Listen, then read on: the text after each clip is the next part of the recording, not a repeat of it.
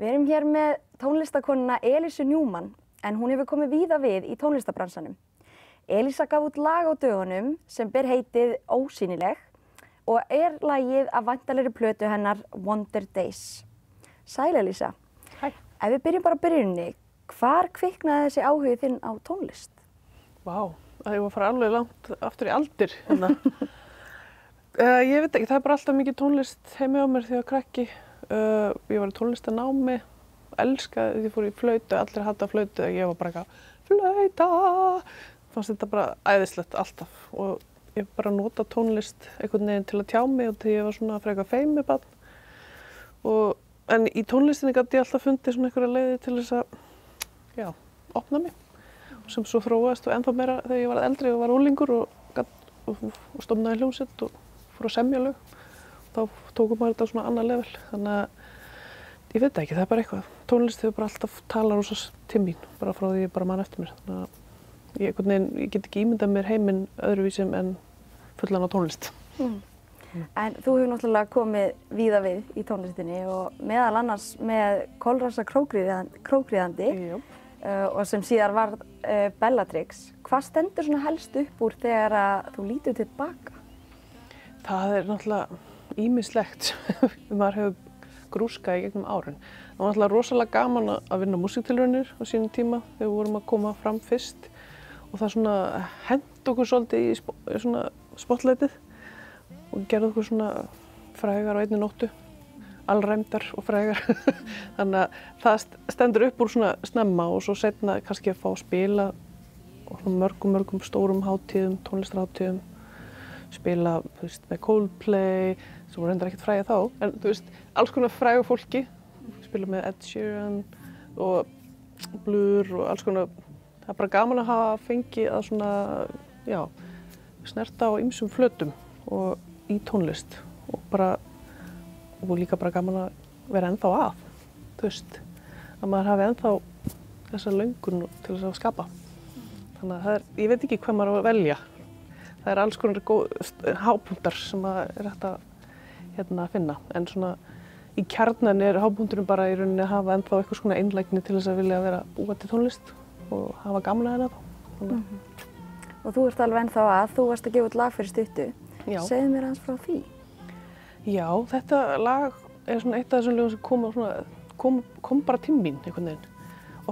Ekki oft, en stundum gerist það. Og það bara er eitthvað svona, maður er að hugsa eitthvað málefni og þetta sinn var ég að hugsa MeToo-byltinguna og allt sem var að koma fram og velta svona fyrir mig hvernig þetta endur varpaðist á mig sem tónlistamann og þeim tíma sem ég kem úr, hvernig hlutin að breytast og eitthvað. Þetta var alls konar svona í gangi og þá einhvern veginn samdi ég þetta lag. Svona sem kona yfir fertugt að ennþá að skapa, ennþá að gera hluti, að maður sé ekki settur einhvern veginn út í sviga, sko. Og mér fannst þetta einhvern veginn, það var svona mín leið til þess að koma þessum skilabóðum til skila að við eigum öll rétt að vera hérna og við eigum öll að hafa pláss, ungar konur, eldri konur, við eigum allar að skapa og þannig kom lagið til mín og einhvern veginn bara ball út úr mér, góð markasetning. Þannig að það einhvern veginn kom og þá hugsaði ég, annarkvort er þetta hræðilegt lag eða rosalega flott lag. Þannig að ég bara ákvað út af því lagið segir mér að taka pláss og gera, standa með því sem maður gerir. Þá ákvað ég bara að láta það standa eins og það er og ég er bara mjög ánægð með það.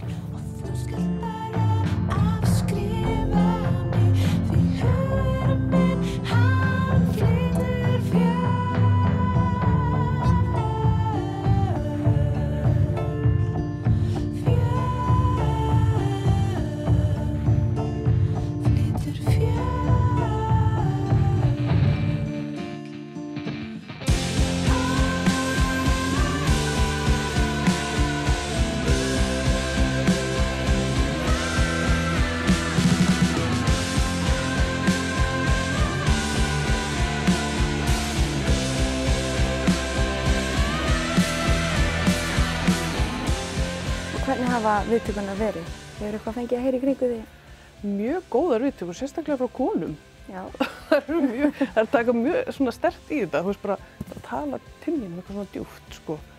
Og ég svo glöð að heyra það, þú veist, og þetta einhvern veginn, þetta eiginlega sami til kvenna, svona hvatning eða óður til kvenna. Þannig að, já, ég bara mjög góðar viðtökur, ég er mjög glöð með það. Gott að heyra. En tónlistarmyndbandi við það lag mjög áhugavert. Hver sagan á bak við það? Þetta umlega svolítið fyndið út af því að Margrét sem að leikstýrir myndbandinu, hún tók líka myndirnar fyrir albúmcoverið og allt sem svona konsepti sem við erum að vinna með og við vorum bara eitthvað búin að ræða saman að gera vídeo líka og svo bara hún að hlusta plötuna og verður miklum hughrifum að þessu lagi og ég er bara með eitthvað hugmyndina og ég alveg já, alltaf ræði. Og svo bara allt í hennu hringir og segir bara, ég er búin að gera vídeo. Og ég bara, hvernig, what? Ertu búin að gera vídeo? Og þá er hún að vinna aðra mynd, sem heimildamynd. Og hún átti þetta atriði úr myndinni og henni fannst þetta bara passa sem vídeo fyrir þetta lag. Og hún bara klippti þetta saman og þetta kom svona ótrúlega vel út. Hún sagði, ég veit ekkert hvort þú fílar þetta en svona sé ég þetta. Og ég bara, þetta er geðveikt. Önnur vídd sko í lagið þannig að þetta einhvern veginn óvart gerist en það er nú oft þannig að svoleiðis gerast skemmtilegustu hlutinir þannig að ég var mjög ánægð með þetta og hún skildi bara kýla og klippa þetta svona saman og svo kemur þessi mynd út á næsta árið þannig að með þessu karakter The Beast sem er konan í vídeónu og ég var líka glöð að þú veist ég var ekki eitthvað aðalatrið í myndbandinu mér fannst þetta svona passar rosa vel við lagið, það er svo auðvelt að fara yfir strikið og vera bara eitthvað ég er ekki ósýnileg eitthvað allir bara oh my god heldur einhvern veginn, þú veist þetta kom bara einhvern veginn rétt út svona þetta er eiginlega að við allar einhvern tímann inn á okkur hótelherbyggi, þú veist, einar þetta er það sem við myndum alla vilja gera einhvern tímann held ég þannig að, já, vídeo líka bara að fá rosa góð viðbrögð og mjög ánægð með það og vonandi fara það bara sitt eigið líf Æðislegt. Lagið Ósýnileg verður einnig á nýrri breiðskífu sem kemur út 28. október. Við hverju má fólk búast á þeirri plötu? Já, það má bara búast við alveg rosalega skemmtilegri tónlist. Þetta eru 12 frumsaminlög og þetta er í rauninni bara svona ótrúlega einlæg plata, myndi ég segja það. Ekki væmið, heldur einlægt. Þetta er algjörlega bara spilin lögð á borðið eins og þau eru og ég er mjög ánægð með hana. Ég held að sé svona eins sönn og ég get komist nálægt, þú veist. Ég tek hann upp og er að vinna hann eftir mjög erfið veikindi og þú veist, ég á einhvern veginn ekkert inni í bankanum sko í orku eða neitt og ég bara eitthvað svona, kemur eitthvað og þá einhvern veginn kemur þessi tónlist og það einhvern veginn bjargaði bara sálu minni einhvern veginn, þetta bara svona, ég lifnaði bara við. Þannig að það er rosa mikið í, þú veist, mikið í þessari plötu. Og en á sama tíma er mér alveg eiginlega sama líka, út af því ég þarf ekkert að meika það eða gera neitt, ég er bara svo glöð ég bjóða til. Þannig að hún verður bara til og ef fólk kann að meta hana þá er það bara rosa gaman. Myndirðu þá segja á þessum tímabili eða þessum tímapunkti í lífiðinu að sköpunin er í rauninni númer 1, 2 og 3 og hitt er bara aukaatriði? Já, ég myndi segja það. Þú veist, ég er eiginlega komin aftur bara á kjarnan sem er bara gleðin við það að búa til tónlist og gleðin við það að bara geta búið til tónlist. Það er ekkert öllum gefið og þú veist, ég er bara að njóta þess og vera bara ánægð með það og einhvern veginn líka bara ekkert vera að afsaka það. Þú veist, ég má alveg gera það. Þú veist, þóttist ég ekki 20 lengur.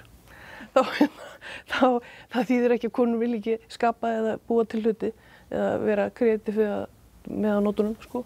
Þannig að ég ætla bara að standa með þessari plötu og njóta þess að hafa búið hana til og vonandi bara hefur eitthvað gaman að þessu líka. Það er bónus og auðvitað gaman að spila. Ég ætla að spila, ég ætla að flytja þetta og já, svo bara leyfa henni bara að lifa sínu lífi. Þú talar svolítið að þetta hafi bara svolítið komið svona innra frá þér en sækirðu innblástur einhvers staðar fyrir þessari plötu? Já, innblásturinn var í rauninni bara svona núllpunkturinn minn, þú veist. Bara kemur eitthvað þegar maður bara algjörlega búin að því. Og fyrst samtíð fullt af einhverjum hræðilegum lögum, náttúrulega, þú veist. En það vall alveg út manni, þú veist, alls konar tónlist. Og svo allt í hennu kemur þetta moment, það sem maður bara svona, já, þetta hann ennþá. Og þú veist, það bara alveg, ég veit ekki, bara ótrúlega, ég veit ekki hvernig ég útskýra, það sem bara svona eitthvað þakklæti og einlægni sem að fylgi því. Þannig að innblásturinn í rauninni bara það að þetta hann ennþá, þú veist. Og þú veist að, og svo náttúrulega það sem ég að semja þú veist, von og að maður eigi alltaf að halda áfram og þú veist, ekki gefast upp og trúa á góðu hlutina. Það alls konar svona hlutir, náttúrulega sem að lögin Þetta mjög svona jákvæð, opin plata þótt að hún sé samin út úr erfiðum tímabili, sko. Og það líka mjög svona gott fyrir hjarta. En hvað svo framundan svona eftir útgáfuna? Það bara heimsíður á, nei. Ég ætla bara að reyna að spila hana kannski, sómasamlega, sjá hvort einhverju vilja koma að heyra. Já, það var eiginlega einu sem ég langaði að gera, bara að spila hana og koma fram, þú veist, svo Kolrós að koma fram líka og kannski hún að fara að spila meira líka. Og þetta svona, það eru nokkru svona tónlistarhlutir að gerast. Þetta fyrsta skipti sem ég að syngja ensku líka, eða þetta svona blandað. Þannig að það getur vel verið að ég fari eitthvað til útlanda með þetta líka, ef það er góð stemming fyrir því. En ég bara góð, sko, bara spila tónleika, það fínt. En það eflaust margir að pæla þá varðandi Kolrósa. Hvað segirðu, hvað framundan þar? Sko, hún vaknaði nú bara að væri blundi núna og við vorum að spila síðust helgi og gekk alveg rosalega skemmtilega. Við vorum að spila núna á erfiðishelginni líka. Svo höfum við aðeins verið að dunda okkur við að semja. En það líka bara, það verður að vera gaman. Við erum búin að gera allt hitt. Þannig að ef það heldur áfram að vera gaman, þá getur vel verið að koma eitthvað nýtt frá okkur. Við erum bara að sjá hvað gerist. Já, við sjáum hvað gerist. Já. Takk fyrir þetta spjall. Sömuleiðis. Takk.